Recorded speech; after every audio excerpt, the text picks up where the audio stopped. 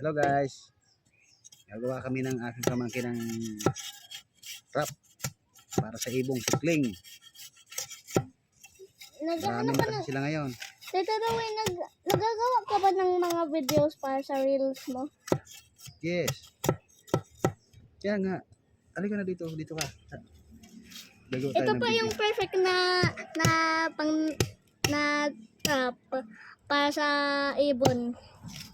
Maraming salamat. Thank you po guys. Pamangkin. Pakita mo lahat yung ano natin nagawa.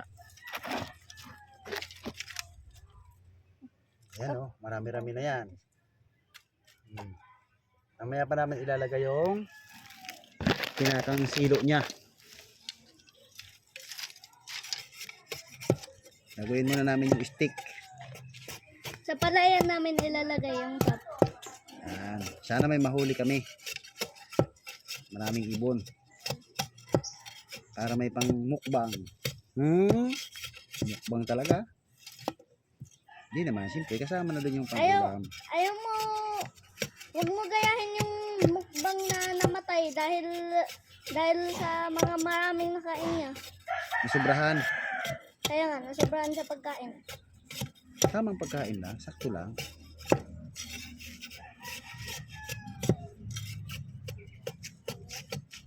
Bale, 30 pirasong trap ang gagawin namin. Ilang peraso? 30. Yung sinasabi mo, mga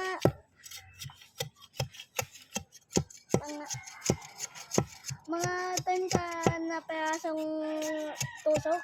Yeah.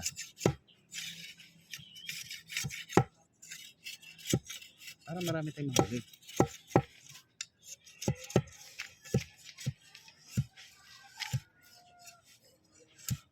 Abang-abang na lang po muna tayo at medyo matagal pa itong gagawin ko.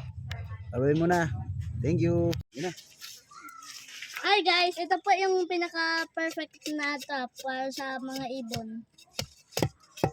Goods. Galing talaga ng pamangkin kong pogi Nagagawa yung Tito Louie kong pogi ng mga traps. Pogi talaga. Thank you guys. Pogi daw ako. Sana pogi din ako sa inyo. Guys, kompleto na yung ating bali 30 piraso yan.